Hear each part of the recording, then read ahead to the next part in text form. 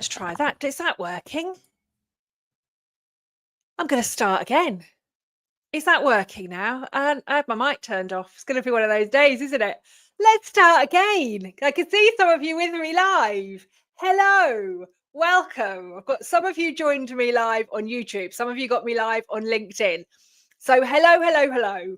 Let's start from the beginning. So welcome back to Burnout Ends Here, my weekly live. I am Kelly Swingler, burnoutologist, burnout expert, global burnout educator, author. I'm founder of the Burnout Academy. I literally eat, sleep, breathe, study, research, talk, live, all things burnout, all day, every day. If you are new, got some yeses. Yes. Hello. Bless you all. I was saying when I had my icon, I had a little bit of an itch. So if you saw me kind of go like this and we're going, wasn't you, so it wasn't you. Apologies. I'm like, this is one of these things, right? So when I started, we're supposed to be across 3 platforms. This is the beauty of going live, right? We're supposed to be across 3 platforms this afternoon. I've double checked the third. And everything has told me it's working. As soon as we've gone live, that's told me that the third platform, so we're live on YouTube, we are live on LinkedIn. We were due to be on Instagram, got everything set up. I've put keys in, I've put codes in, I've done everything. And that immediately came up and told me that that wasn't working as soon as we went live. Got a big red flag on that one. Ironically that we're talking about red flags, but hopefully everything's okay. And then, yeah, I'd set up all of my sound, all of my video, not turned my mic on. There we go. The joy of live. So yes, so I can see some of you. Some of you are only coming up as LinkedIn user. So if I'm not able to identify you by name, I do apologize. Not being rude. Sometimes it's your own personal settings and maybe kind of things that you've got. So if I just kind of refer to you as LinkedIn user, not loser, LinkedIn user. Apologies, it's just because there's something in your settings that is preventing me from seeing your name. So hello, welcome. Today, we are going to be talking about the signs of burnout. And we're not going to be talking about the 5 stages of burnout, the 7 stages of burnout, or the 12 stages of burnout. Some of you may have seen all of that stuff before. Some of you may have been looking out for those signs, whether you're working with team members, individuals, clients, whether in yourself, family members, team members, whatever. You might be looking for some of those things. I want to talk today about some of the subtle signs that we start to see, that we start to notice. And I want to talk to you about the 2 biggest red flags that literally we see when people are kind of like literally right on the brink, right on the very, very edge of burnout. So I want to talk to you about those 2 big red flags. If you are new, if this is your first time joining me for a live, type new or newbie in the comments, just so I can say hi, just so I can kind of see who we've got. And also, again, it helps me to know where to kind of gauge the conversation. I can talk about burnout forever, as some of you may know if you've been here before. We've got about 30 or 40 minutes that I'm going to be going through with you today. I've tried to do these in bite-sized chunks, and I can, give you everything. Try and give you. I tend to over talk and over deliver rather than sticking to the actual topic that we're here to talk about. So if you're new, give me a new. If you're not, if this is your first, if you're one of the OG, if you've been here with me before, whether it's this live, whether it's other lives, whether it's you've been on some of my training or workshops or talks or any of that, give me an OG in the chat. So again, I kind of know where to gear some of this to. Hans, newbie from the Philippines, very welcome. Hello. We'll take a breath, shall we? Let's get ourselves settled then to go before this. So let me answer this question and give me a yes in the chat if you have ever missed some of the early signs of burnout, either in yourself, team members, family members, clients. Give me a yes if you have missed some of the early signs of burnout before. You might be, we don't know what the early signs are, Kelly, because you haven't told us any of the signs yet. But just let me know if you think, based on your experience, that you have missed some of the early signs of burnout. Give me a yes in the chat, and let's see where we are with this one. Most people, hey Barbara, I haven't seen you for ages. How have you been? It's lovely to see your name pop up, Barbara. I hope you are well. Has been forever, hasn't it? It's been forever. But lovely, lovely to see you here. So most people, this is very, very common for all of us, right? But most people wait until burnout looks like total exhaustion, or somebody needs to take time off, or it looks like somebody's had a total and utter crash. Actually, the signs start way before that. And over a decade now that I've been doing all of this work kind of in this space, and a lot of these signs start to appear years sometimes before we end up having this big crash, right? This big burnout. Some people might also be kind of circling. So they might get really close to burnout and then kind of pull themselves back, and they might keep almost kind of going back and forth, right? They might almost get to kind of full burnout and just manage to pull it back in time. And they might start circling and just going back and forth, back and forth. They might be doing that for years before they end up having this total and utter crash. Again, the signs will be there. I know for my own personal experience, a lot of you are giving me yeses in there. So yeah, like we've missed some of these early signs. Sue said here, I only knew I collapsed a year ago, not been able to work properly since. Sue, sending you lots of love and hugs and healing vibes. This is what it can do to us. For those of you that are new, some of you have said that you're new in the chat. Barbara's doing really well. Turned a corner out of burnout, found my sparkle again. Lovely to hear, Barbara. Barbara's found her sparkle. This is what we need, right? This is what we need. So let me start by giving you a little bit of my background. Again, I can talk about this forever, but I was a high performing high achiever. I had got my seat at the table at 30, thought life looked good, thought everything was fine. And then in January 2013, I was 32 years old. I had gone back into work after a Christmas break. I knew that I was going into a really big project that I didn't really agree with. It was totally really the way in which it was being dealt with, the way in which it was being managed, the way in which it was really kind of being forced. I really disagreed with the whole thing.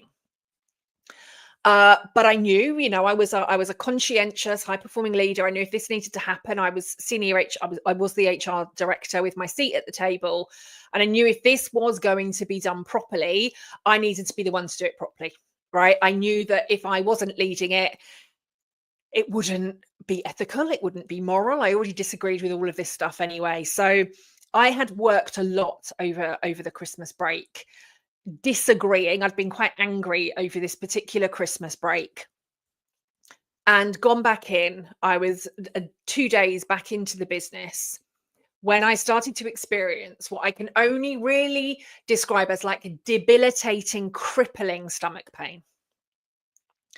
And by lunchtime, I was on a panel with two of my peers, two other directors, and they both like, Kelly, you're gonna have to go home. I was like, no, if this process is going to be run properly, I need to stay, right? I need to ensure that it's going to be done properly. I need to be sure that it's ethical and moral, and that my team are looked after. I've got to stay. This was on the Wednesday, and I was working in London at the time. I live about an hour. Well, it's an hour on the train into London. Then I needed to get across London. Obviously, I needed so probably about 90 minutes commute time.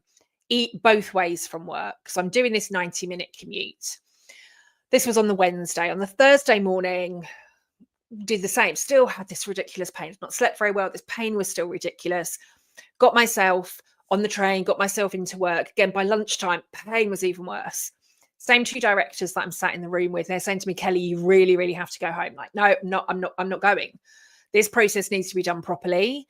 I'm a hardworking, ethical, moral, values-driven HR director. If this process is going to be run properly, I need to be the one to do it. I've got to look after my team. I need to ensure that this is right for everybody. And so I stayed. And on the Friday morning, the pain had become so severe that I couldn't stand up. Literally couldn't stand up properly. Couldn't carry my bag. Could really do anything. But I still made it into work because I was convinced that I was this moral, ethical, hardworking, values-driven HR director. If this process was going to be done properly, I would do it. But the pain, it felt like somebody like had literally like my insides were like a dishcloth that somebody was wringing out with like broken glass in this dishcloth. That's what my insides felt like. And on the train on the way home that night, the pain had got so far, I'm going to literally going to burst into tears. And I'd love to say that I ran to the toilets on the train. I didn't. I hobbled into the toilet. I did not realize that I had passed out in the toilet until I hit my head on the sink on the way down and found myself on the floor. Now, I had managed to get myself back to my seat. I managed to get off the train at the right station. Thankfully, a friend of mine had been a few carriages back, and she literally caught me before I collapsed on the platform at the train station. Her husband was coming to pick her up, and I do have to. I do have to thank her for being on the train and him for taking me to hospital, because I am absolutely convinced that I would have got in my car and tried to drive myself home that night. And again, when I think of that, I could have either done myself or somebody else some really, really serious damage, because I just could not function. The fact that I'd already passed out on the train, I still was not thinking there's something wrong with me. I was just thinking, got to get home, got to get home. So my friend and her husband took me straight to A&E. And that started 7 months of hospital admissions. From passing out, from pain, from stomach pains, from like just physical, mental, emotional pain. Did not take one day off work. Now, I don't say that I didn't take a day off work as a big kind of, look at me, aren't I amazing? I say it because there was no part of my brain or body that ever even considered that time off was what I needed. Not once. Now, I know now, 12 years later, I know the neuroscience now behind why my brain and body would not let me switch off. I've talked about this in previous lives. I cover this a lot in the Burnout Academy. Like, there is actual neuroscience. There's like literally our programming, right? Our inbuilt nervous system that stops us from taking a break, because actually it's our body and brain's way. It sounds really, really ridiculous, right? But it's our body's way of trying to keep us safe.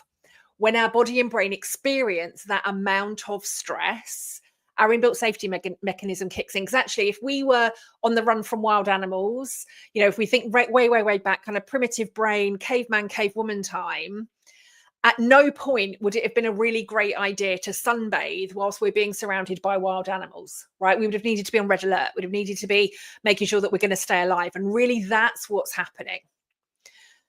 Many people that I've shared my story with, some people I've had in my DMs, some people I've had many, many comments from, like, what? Like, why would anybody be stupid enough to just keep pushing themselves to that point?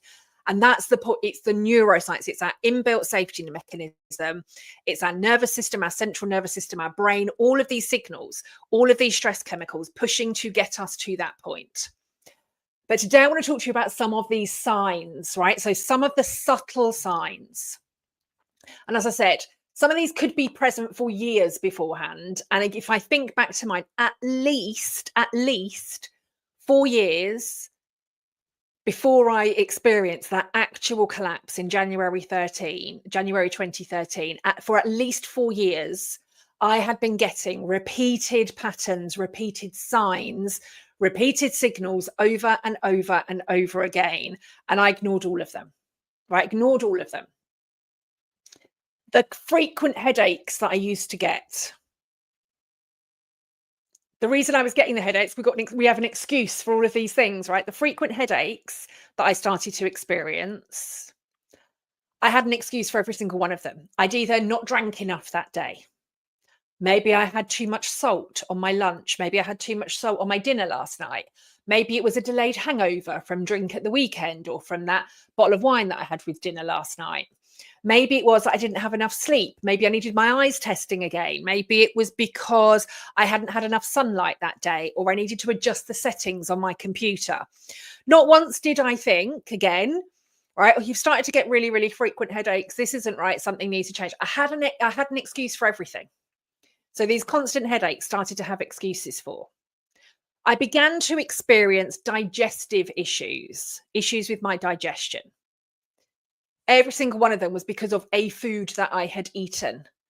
Every single one of them, something that might have upset me, something that maybe I developed a little bit of an intolerance to. Maybe it was the way it was cooked. Maybe it was the way it was served. Maybe it was something, right? Maybe it was time of the month. Maybe it was whatever. But again, I had an excuse for those things. I started to experience really big changes with my periods, with my menstrual cycle. And again, I had an excuse and a reason for every single one of those things. So we start to see things like headaches. We can start to develop things like allergies and intolerances. Our sleep might change. Maybe we find ourselves, we need more sleep. Maybe we need less sleep. Maybe we're sleeping a lot, but still waking up feeling really, really exhausted. Maybe we are seeing lots of mood changes. Maybe we are experiencing this need to keep pushing harder. Maybe we're finding ourselves being more cynical towards everybody. Maybe pushing and working longer. Maybe we're drinking more. Maybe we're eating more. Maybe we're becoming more angry. Maybe we're experiencing more anxiety. Maybe we're experiencing more panic. So again, throughout this kind of 7 months, and for lots of it, as I said, I didn't take a day off. Some days I couldn't make it into London. Some days I was being admitted to hospital because I was passing out. I was in ridiculous amounts of pain. Even when I was in my hospital bed, I would be working from my hospital bed. And I think back now, and I now live with 3 chronic health conditions as a result of I experienced 2 periods of burnout. The first one made me really seriously ill. The second nearly killed me. But again, at no point did I think there was anything wrong. I didn't think I need to take any time off. But what was happening on the days that I was still getting into the office and commuting into London, which were still at least 3 days a week, 4 days a week, I would get on the train. It was like I would go. And I would literally, I want to say invincible, but this is a kind of really weird feeling again. And a lot of my clients recognize this in themselves as well. There was almost kind of this feeling of invincibility, right? If I don't do it, nobody else is going to do it. Nobody else can do it like I do. Nobody else can do this thing. I might as well do it myself. It's quicker. It's easier. I need to be in every single meeting. I need to be involved with every single project. I need to be here for everybody, right? And it was that kind of level of manicness that I was experiencing. But in terms of go all the time, there was no time to actually do any of the work. But there was also really no time for me to process any of my thinking, process any of my thoughts. And again, every single one of my clients has said that they've experienced the same thing. But I would get on the train at night, again, to kind of get me home. And as soon as I got on the train, it was like brain dump time. Like my poor team, different members of my poor team would literally get my daily brain dump as soon as I got on the train. And it was like all of my thoughts needed to come out at once. And there was one of my team in particular, he was my my head of engagement. And he and I got on brilliantly. But he literally, some nights he would get like emails from me, like, I've just thought this, we need to do this, we need to do this, we need to be doing this, we need to be doing this. And so again, the impact, the wider impact, not just that we're having on ourselves or our family members or our friends, but also the wider impact of our team. Because what I was doing, and he would then almost be like waiting every night for these emails. And sometimes they were at 6 o'clock, 7 o'clock, 8 o'clock, 9 o'clock. Because it depended how long I'd stayed in the office. Sometimes I might go for a drink after work. I needed to unwind before I got on the train afterwards. But as soon as I got on the train, I would be like literal, like keyboard warrior, like brain dump, got to get this out of my head, got to get this out of my head. So the impact on my wider team that were literally waiting for my daily brain dump to know what they needed to be doing tomorrow must have been like horrific. In addition to that, there's also this kind of need to like double and triple check everything. And in addition to like the cynicism that I mentioned, right, we can lose a lot of our compassion and our empathy towards other people. I always have been. I'm very much a kind of like a big picture thinker, right? I'm kind of big picture, big vision, always kind of 10 steps ahead with the stuff that I'm doing. And again, for me and a number of my clients that I've spoken to, it's almost like we lose that ability to be proactive. And again, I know the neuroscience behind all of this now, but we almost lose that ability to be proactive. We just react to everything. And it's not even like we start reacting in a considered way. It's just something happens and we react. Something else happens, we react. And we just find ourselves in this constant cycle of reacting to everything. The cynicism then also comes with not being able to trust a lot of people. So it was like my circle was getting smaller and smaller and smaller and smaller. Like there were only like this amount of people that I could trust anymore. Only this amount of people that I could talk to. There's only this amount of people that I could like definitely trust to get the job done or delegate to or do any of this stuff. Because it was like everybody else all of a sudden felt like the enemy. Now, some of these signs of burnout can impact us. Burnout does impact us mentally, emotionally, and physically, right? That's what it does to us as individuals, mentally, emotionally, and physically. But it's a whole body, whole life thing. As I've mentioned, right? The impact it was having on my team, not to mention the impact it was having on my husband, the impact it was having on my sons, the worry it was causing my mum and my dad and my brother and my sister, the impact it was having on my friends and my friendships. So we start to get these small signs. Now, you might have recognized some of the things that I've spoken about here, and there are many, right? I'm gonna caveat some of this as well. Some of the things that I've spoken about may be nothing to do with burnout. Could be hormonal changes. It could be another type of illness or something else that's going on with you. So what I always say to everybody is that you know you're normal. Right? You know you're normal. And at the point that you start to feel less normal than normal, that's really the point that you need to do something. You know you're normal. You know your body. Now, I mentioned, right, first burnout made me really seriously ill. Second one nearly killed me. And now live with 3 chronic conditions. I was given a diagnosis on Monday that has I still feel quite rageful about, actually, but the signs were there for a really, really long time.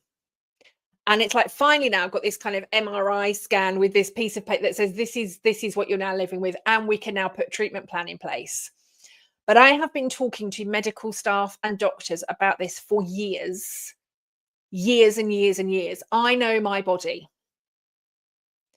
And when it comes to burnout, you know you're normal. You know your body, you know your working patterns, you know your stress levels. The longer that you stay out of your normal, the more likely it is that you're going to keep edging further and further towards burnout, because your body then starts to go into this automatic kind of fight or flight mode. Got to keep pushing, got to keep moving, got to keep working. So the subtle signs, if you've not read them, things like the body keeps the score, the body genuinely keeps the score, the signs will be there. And you might be thinking, maybe I haven't listed some of the things that you've been experiencing, but don't sit there and think, oh, that can't be burnout then. If it is not normal for you, get some help, speak to somebody, speak to a medical professional. Maybe it's therapists, maybe it is a specific coach, maybe it's a burnout coach. Speak to a boss, speak to a relative, speak to somebody. But if you are not currently feeling or experiencing your normal, that is the point to get the change. Don't wait until you're literally on the brink of burnout. So the 2 biggest red flags that I really, really want to talk to you about, and as I said, this is when you're literally on the edge. But again, the signs, they can be there months beforehand. And at the point, again, they start, whether it's something you see in yourself or a client or a family member or a team member, this is really the point that we want to start getting some additional help, some additional support. Now, before I give you these 2 red flags, I also want to kind of point out, or I want to explain to you what I call breadcrumbing. And I see we've got Barbara here.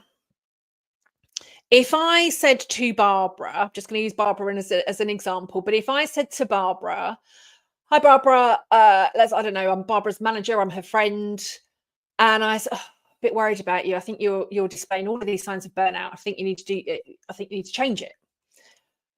What Barbara hears, if Barbara is already on the way to burnout, what Barbara hears is, what her brain and her body start to process is, Kelly thinks I'm failing, and therefore I need to push even harder. That's what can happen. So what we can do is push somebody into a quicker period of burnout, or we can push them into it much deeper. So whilst we can point out some of these signs, I will always say, ideally, if we can, we want to be doing some breadcrumbing.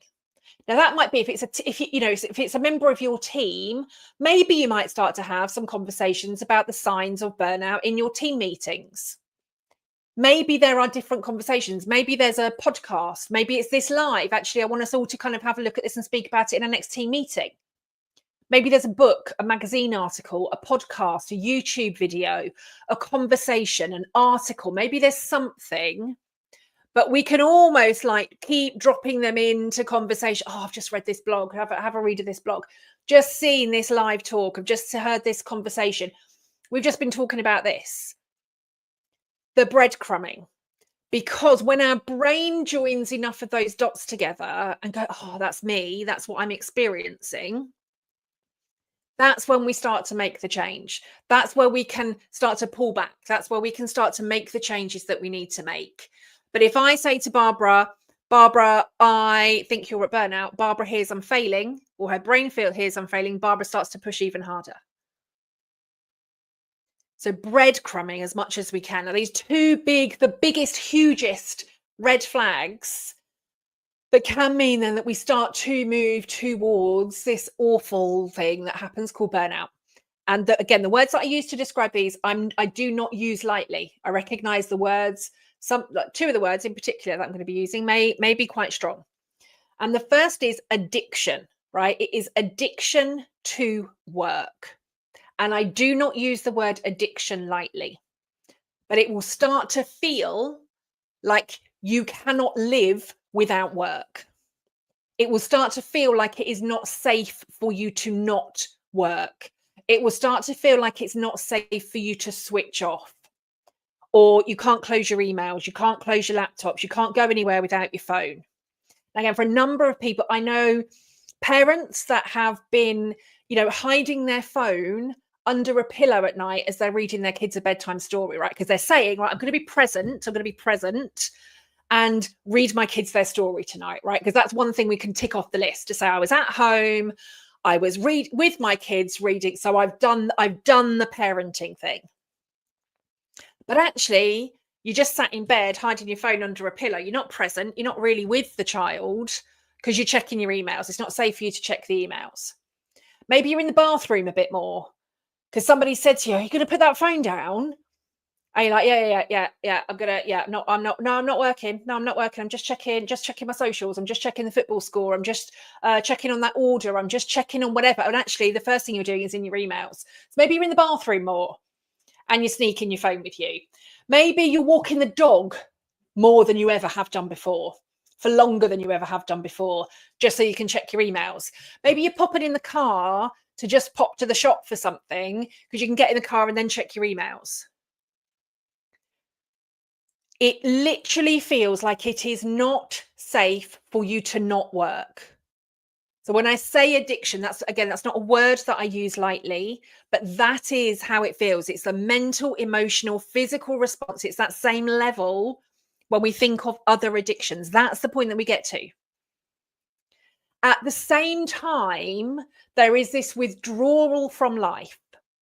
The withdrawal from hobbies, social activities, friends, people, relationships, all of the things that you used to do, right, to make you feel better, to make you feel calmer, happier, more energized, lighter, freer, human. We withdraw from all of those things at the same time as pushing even more towards work. And again, it's that can cause this like really vicious circle. Because if you're doing less of the things that would ordinarily recharge you, energize you, pick you up, make you feel brilliant, you're doing less of those, your stress levels and everything that's going on with your body automatically go higher anyway. And then at the same time, you're moving more towards work. Everything's got to be about work. Not safe for me to stop, not safe for me to switch off, not safe for me to not have my emails, not safe for me to take a day off, not safe for me to have a holiday, not safe for me to enjoy a long weekend or an evening, not safe for me to sleep. And it genuinely is that feeling of not safe. First thing you're doing in the morning, checking. It's the work becomes the only thing that you think about all of the time. Now, you can experience burnout without being employed. Although the World Health Organization definition says that burnout is a chronic workplace syndrome. It's the result of unmanaged chronic workplace stress. That definition was created in 2019. In 2020, there was additional research and reports that were carried out, research studies, surveys that said actually we can experience burnout and not need to be employed. If you've got caring, well, it can be for anything, be it caring responsibilities, it could be health issues, it could be anything. But the number one cause of burnout globally still remains toxic workplaces. So we definitely see more of this addiction to work. And it could be the same whether you're running your own business, whether you're self-employed, whether you're freelancing, whether you're employed, whether you're doing any of that stuff. It's that addiction to work at the same time as withdrawing from life. In addition to lots and lots of things. But again, the biggest thing that I want to leave you with is that you know you're normal. And we can start to make excuses. I've just got to keep pushing because I've got to get this project across the line. I've just got to get this client across the line. Just got to get this finished. Just got to get this finished. Just got to get this finished. Just got to get this finished. There will always be excuses. But we really have to start to think about actually how long have I been given the same excuse for? How long have I allowed myself this to continue? How much longer can it continue for? That's a question. Typically, I'll ask in the very first conversation that I have with somebody, if they come to speak to me as a one-to-one client, genuinely, how much longer do you think you can carry on like this for? And usually they're like, I won't be here in 3 months if I don't change something. Like that's a really kind of telling sign. So there's the red flags, some of the things, but again, you're normal. That's what I want to go to. I'm going to come to some of the comments. If anybody's got questions, feel free to ask them. I'm going to come through some of the comments and then we can hopefully start to, well, not hopefully, we can start to wrap up today's conversation. I can see lots of comments coming in. Let's have a look. So, I saw Sue like frantically checking. That was in relation to my mic not working, wasn't it? So that's just coming through. Okay, let's have a look. So what have we got? Sue says, I want to get back into HR and never work in the same way again or let anyone else experience what I have been through. Sue, I was exactly the same. So I've just shared some of my story with you. After my first burnout, about a year before my second, I received a phone call to tell me that my replacement had died. She'd been away on a leadership residential and she had died in her room on her own whilst away on this leadership residential. I then received a phone call 2 days later to tell me that I hadn't become the first or the second or even the third HRD to become really seriously ill as a result of that organisation. And I reached out to the CIPD. Didn't pay my membership, right? I reached out to the CIPD to say, what are you doing to help HR, right? My replacement's died. I've become seriously ill. I'm not the first, not the second, not the third. Clearly, there is this thing. And the CIPD said to me, contact your EAP. So for those of you that don't know what an EAP is, that is your employee assistance provider. And I was just like, not good enough. And it was that really started. When I left corporate, I left to start an award-winning people and change consultancy, right? I didn't leave to start to do any of this stuff on burnout. None of it. But it was those phone calls and the feedback that I got from the CIPD that completely changed the trajectory of my career. And like you, Sue, I was like, I am not allowing anybody else to experience this. So in addition to like my psychology degree, my HR qualifications, my training qualifications, my exec coaching, this is really what kind of began the change for me. And I started to train and understand and study in things like neuroscience and psychotherapy and hypnotherapy, and understanding more about the central nervous system, anatomy and physiology, energy, yoga, like anything, right? I've just been joining the dots. We know that burnout is mental, emotional, and physical. So I've kind of joined all of those dots and then some to try and understand it. And I created the world's first mental wellbeing for HR program. And I started working with and coaching HR professionals. Now, I don't solely work with HR anymore. I know there are many others out there.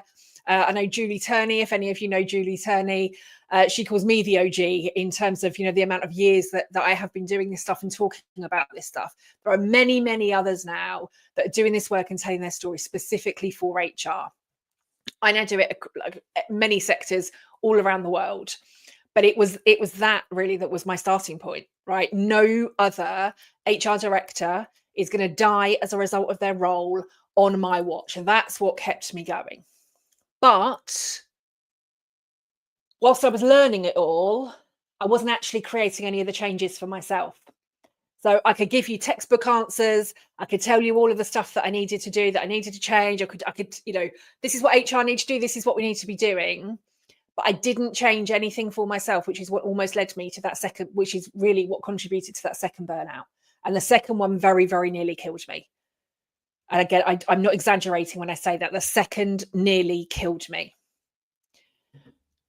So we need to ensure that our passion and our drive and everything that we do allows us, firstly, we have to be the ones to do the work. Burnout recovery can take years, literally years. And it really does start with like, who are we? Who am I at my core? What are my values, my strengths, my drivers, my passions, my shortcomings, the things that I need to develop on? We need to get really clear on who we are. And that can take years. I'm 12 years out now of this first burnout. I'm still learning. I'm still uncovering stuff. I'm still healing stuff. And I think sometimes once we start on this journey, it can take us a really, really long time. So yes, it can be the passion that drives us, but we have to be the change first. Sue said, yes, I had chest pains put down to, I can't even say that, costochondritis, inflammation of the tendons between the ribs. And that sounds awful anyway. Fatigue started to increase to a point that I could no longer actually even get out of bed. Yeah, I mean, it's a lot. I mean, I get with the kind of peak of my first burnout, I couldn't even pick up a glass of water. A glass of water was too heavy. Now, I was doing like 7 spin classes a week, cycling hundreds of miles at a weekend. I was doing weights. I was doing training. I was doing, we didn't call it, it wasn't a HIIT workout then, but circuit training. I was doing that a couple of times a week. Like I had a lot of strength. I had a lot of energy. I had a lot of stuff. And at the very, very peak of my burnout, I couldn't even pick up a glass of water. My body was just like, there is nothing left in the tank. Sue says, appreciate you sharing. Thank you very much. Sue also says I became quite paranoid. That's the thing, right? We start to think that everybody's against us. It can be, again, very similar. I experienced it. I've seen it very, very much in my clients as well. But it was like, if my CEO wanted a meeting with me, I thought I was going to get sacked. If I saw an email from the CEO, I thought that was the email that was going to sack me. If my phone rang unexpectedly, I thought that was going to be somebody telling me that I was about to get the sack. I would go into, some of it, again, it was a toxic workplace. There was a lot of backstabbing. There was a lot of awful behavior going on. So some of it you could possibly argue, well, of course you were going to be thinking like that, right? Because look at the environment that you were in, look at some of the behaviors that you were around. But it was honestly, every time my phone rang, that was going to be the one that ended my career. Every time my email pinged, that was going to be the one that ended my career. So much paranoia. And I said also, like, I wasn't going into London every single day. Some days I was working from home. On the days that I was working from home, they were the days that very often I was working even longer, right? Some mornings I was like 5 o'clock in the morning until nearly midnight, because an email and I wasn't there to fix it immediately. Other people were like, well, she's not working. I was afraid to pee. I was afraid to eat. I was afraid to drink. I was afraid to go and check my post at the post box. I was afraid to go for a walk at lunchtime because I genuinely thought if somebody rings me and I don't answer, they'll think I'm slacking because they can't see me, so they'll think that they'll think that I'm skiving. They'll think that I've gone to get my hair done. I think I'm on a spa day. They won't think that I'm working from home, and that paranoia again just kept pushing and pushing and pushing. Barbara says, how do you talk about it to someone who doesn't want to recognize the symptoms? That's a really great question, Barbara. And again, I think I would just maybe be like, how are you feeling at the minute? What's going on for you at the minute? And again, we can still be breadcrumbing. Oh, I've just had this talk like this. What I didn't realize was that there's these 3 things that I'd never even thought about. Or just had this really interesting conversation. We were talking about like how we can get really paranoid, right? How these feelings of paranoia can be like really, really bad the closer that we get to burnout, right? I hadn't even thought that was a thing, but actually like now I could think about it, of course, right? Because this is what's happening to us. Again, we're not saying we need to have a chat about your symptoms, and we're not saying I think you could be on the brink of burnout. But we're talking around some of the things so their brain, their subconscious brain can start to join the dots. It's actually, I'm feeling quite paranoid at the minute. I wonder if that could be a sign of burnout, right? So we can start to talk about some of the symptoms, talk around some of the symptoms without saying, I think this is you. Hope that helps, Barbara. Sue says, I prided myself on never being off duty. I was there whenever and for whoever needed me, right? We go into this martyr complex, right? I'm the martyr. I'm the good one.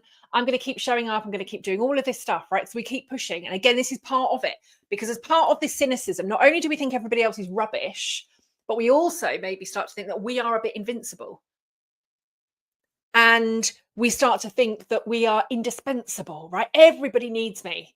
There's almost this kind of like, I'm the most important, right? I'm the only one that can do this stuff. I'm the only one that can do this. I'm the only one that can do that, which again is rubbish. And it's overinflated, right? It's our body and brain trying to keep us safe. So that can be a big one. Barbara says, I was having an out-of-body experience. I was doing stuff with family, but like an observer. Absolutely. It's like we detach. There can be a lot of detachment. And that can be detachment from like we're there, so we can show that we were there, but actually we're not, right? Our head and our body are somebody else. There's kind of dissociation.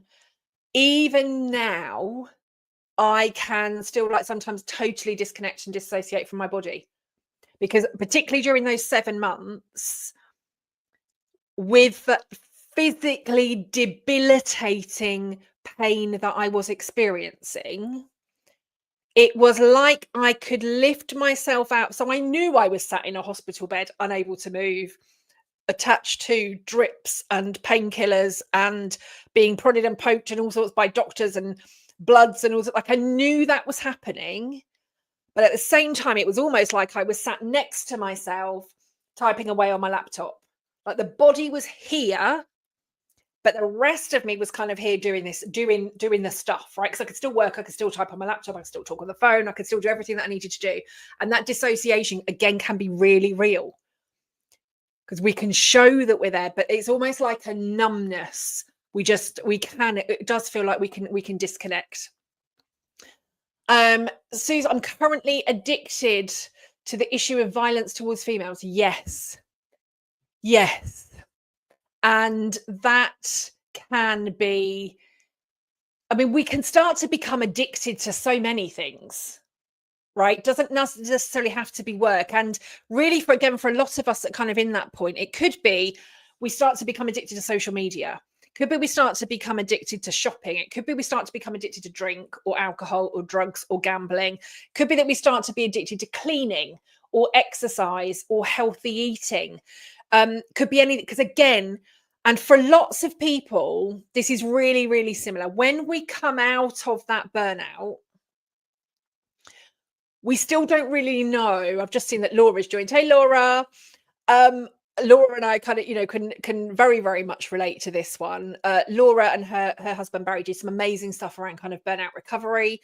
And really, that addiction that I mentioned from the work perspective, it's almost like we look for another addiction. Our brain wants to stay busy, our body wants to stay busy. We don't know what it feels like to be safe. And this is why a lot of the nervous system reset stuff is so important, because otherwise we're just replacing the work addiction with something else, because we want to keep that busyness. We've got to keep that like fixation going, right? We've got to keep that move, keep going, keep going, keep going.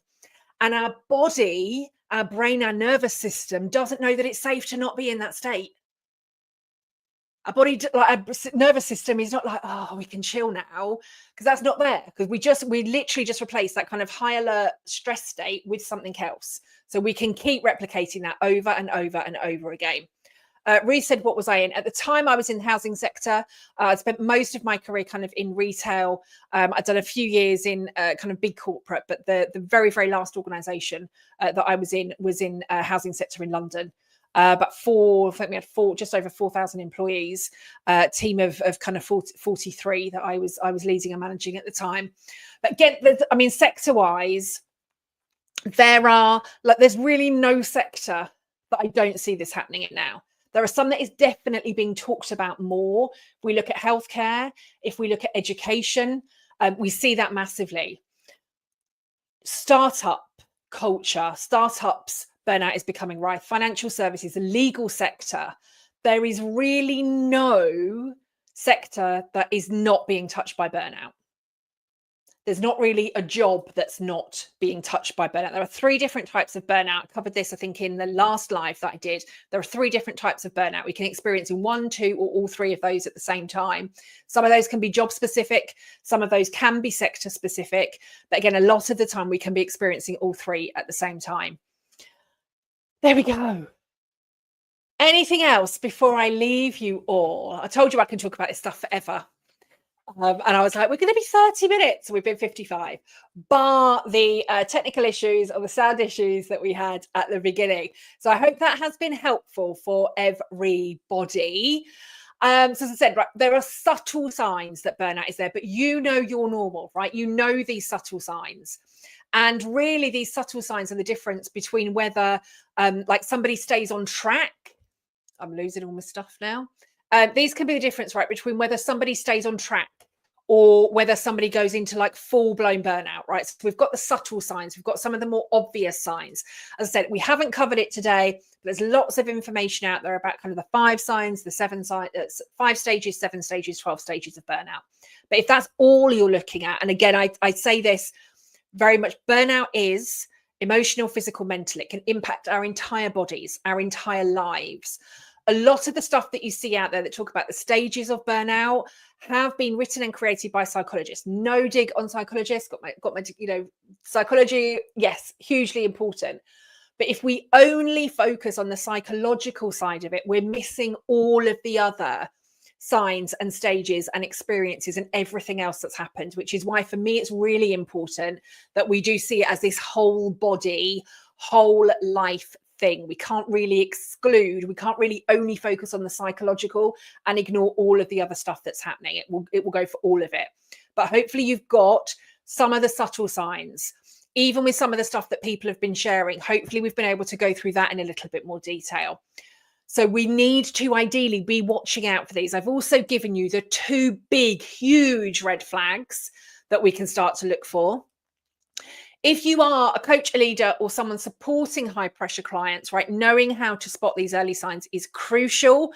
And it's definitely one of the things that we focus on in the Burnout Academy. So if you would like to learn more about burnout, the signs, what burnout is, what it isn't, the signs, the symptoms, the neuroscience behind it, any of that stuff, you can come and join me in the Burnout Academy.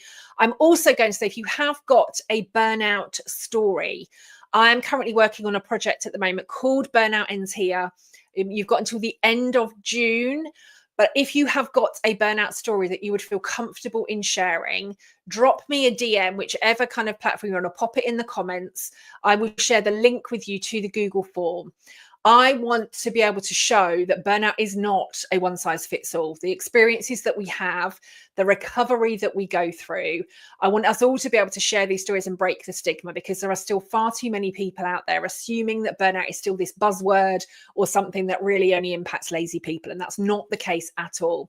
So Burnout Ends Here is going to be a book, but not written by me. It's going to be books written by you. So if you have a burnout story, your story can become a chapter in the book. You can share anonymously if you would wish to, but if you would like to get involved with that, let me know. So there'll be a book, and then a bit later on in the year, we'll be filming for the documentary. Burnout Ends Here. We want to do as much as we can to raise awareness for that. So if you want to learn more, come join me in the Burnout Academy. If you want to share your story, contribute to Burnout Ends Here. But yeah, before you all go, let me know if there is like one thing, if you had one takeaway that you're going to take from today's live, what is that takeaway? It could be something that you're going to do differently. Could be something that you thought about differently. Could it be a sign that you'd not realized about? Could be a different way that you're going to talk about it or see it.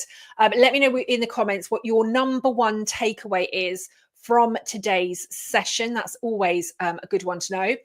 And then I will be back with you. I'm going to double check this because my team will kill me for this one. Not just for the technical issues that we had at the beginning, but because I never prepare for this in time. I will be back with you next Thursday. Next Thursday's session, I don't know what it is. I was going to try and find it, but I'll be back with you next Thursday. I'm going to schedule it, and I will make sure that that is in here. So every Thursday, live via LinkedIn and YouTube, we go live to talk about this stuff. Usually only for half an hour, but sometimes, as we can see, I can go forever. So there we go. Thank you very much for watching. Thank you very much for joining. Let me know what your takeaways are. Thank you very much. I'll be back with you again next week. And as I said, if you want to be able to share your story, pop it in the comments below. I'll share the link for you.